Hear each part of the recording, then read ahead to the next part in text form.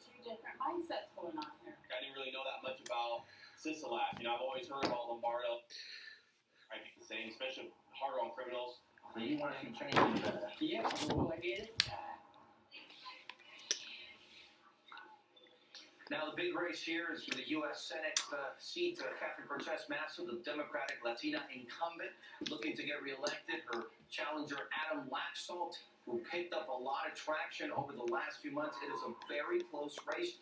I think it's going to come down to those. Nonpartisans. Katie. Interesting. So, Tremaine, what about what's happening in Georgia? I'll tell you what, Kate, I'm here in Southeast Atlanta at the Liberty Baptist Church. There's been a slow trickle of voters coming in all day. And I've been talking to black folks, especially black voters, about these high-stakes races. You have Stacey Abrams and Kemp for governor. You have Herschel Walker and Raphael Warnock for the Senate. And there's not a sense of excitement necessarily, but there is determination and intentionality around this. And sometimes I think we get a little hyperbolic when talking about black voters in the South, how it means more than just some sort of horse race, but in fact, that is how it feels. So many voters is about more than just a horse race. Let's take a listen. We can move in silence, but I bet we'll show up. I bet we'll show up. We've been through too much. I think the black folks realized at the last presidential election the strength and the value of our vote, and turned out in overwhelming numbers. And that reversed a lot of things around here. And that's what has the Republicans running so scared now, because we surprised the state and the nation with the numbers that we turned out. We could put Raphael in office and those other ones. And our vote is our voice. And that if we want to be heard, we have to vote. If you want to be heard, you have to vote. There was so much concern around the new voting laws that restricted early voting and created some sort of headache around the whole process. But despite that, 2.5 million people voted early in the state, a record for Georgia, and a huge number of black folks helped push that wave, Kate. 2.5 million early, amazing, again. And you said it, I'm going to repeat it too. If you want to be heard, you got to vote. All right, now let's race that we only started talking about recently. It seemed like Maggie Hassan up there had it in the bag, but it's not the case any longer. Talk to me about what you're hearing. Yeah, hey, Katie, definitely tightening up here. There's no early voting in New Hampshire, so it all comes down today, and a lot going on here.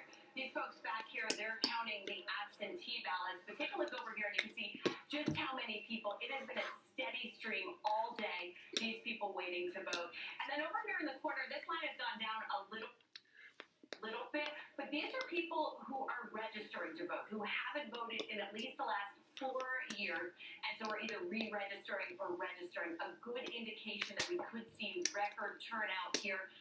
A couple of issues that people are really talking about. Listen to what voters were telling me. Do you think this is going to come down to independence today? I do. I think it's going to be very tight. Inflation, border security, outsourced, law and order. The heating issue is big around here, so all of the above.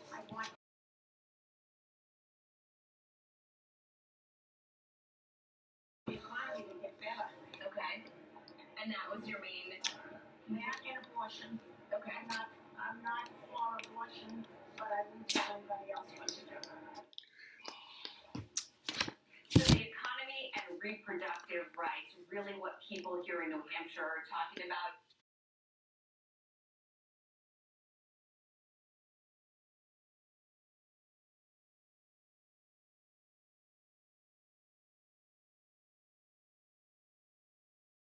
People have voted so far. This is the breakdown in this district. So we've got about 6,000 Republicans, 4,200 Democrats, undeclared 5,811.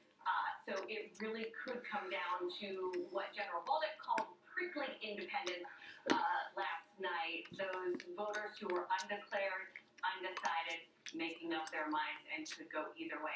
It's a state that notoriously does not like to be labeled live free or die. You heard it from that woman right there. I don't think this anyone else what to do. Really interesting stuff. All right, so Antonia, you're in North Carolina. The other day you told me not to sleep on the races in North Carolina. What are you saying today?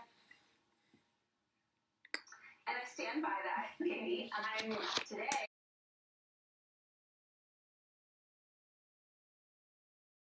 In Apex, which is a really fascinating place. This is the 13th district, and this is really the only real swing district in the state of North Carolina. And that means that at the top of the ticket, you have everything from the Senate race between Republican Ted Budd and Democrat Sherry Beasley at stake here, but also a really tight congressional race between Democrat Wiley Nickel and Republican Bo Hines. And I've been talking to voters all day here.